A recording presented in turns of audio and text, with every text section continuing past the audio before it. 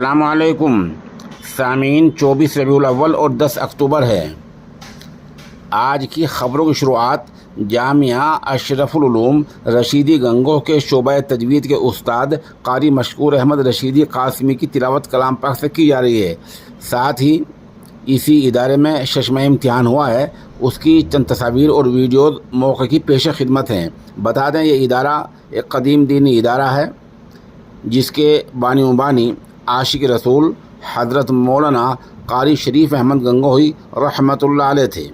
आजकल उनके फ़र्जंद अर्जुमन जामे शरीयत व तरीक़त हज़रत मौलाना मुफ्ती खालिद सैफुल्लाह कासमी दामत बरकातुहुम की देख रेख में ये इदारा अपना इल्मी सफ़र पूरा कर रहा है, जहाँ इब्तिदाई दीनिया से लेकर माशाअल्लाह दौरा हदीस शरीफ और इफ्ता तक की मुकम्मल तालीम है। क़िराअत के दर्जे अलग हैं, दर्जे हिफ्ज़ अलग अलग हैं और प्राइमरी तालीम का माकूल इंतज़ाम है। उधर तालिबात का इदारा है जहाँ माशाअल्लाह असरी तालीम का मुकम्मल बंदोबस्त है।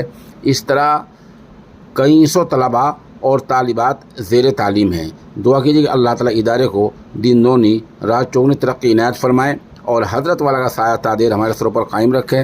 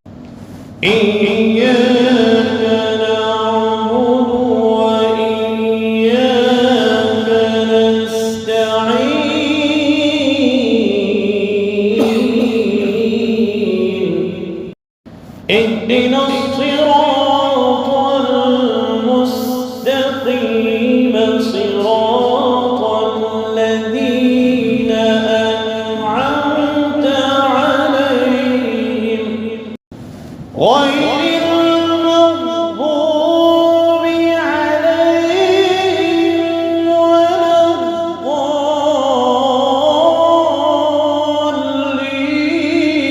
الضالين. الله أكبر. بسم الله الرحمن الرحيم.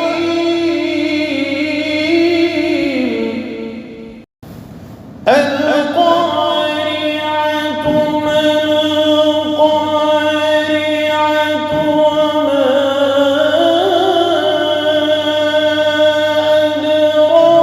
أدراك ما القارعة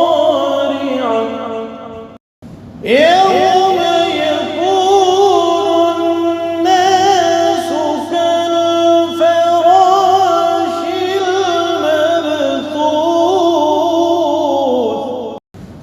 وتكون الجبال كالعهن المنفوش.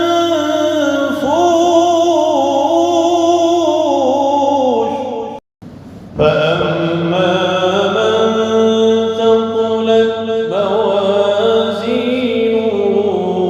فهو في عيشة راضية. وأما من خفت موازينه فأمه هاوية. وما أدراك ما هي نار حامية. صدق الله العظيم. لا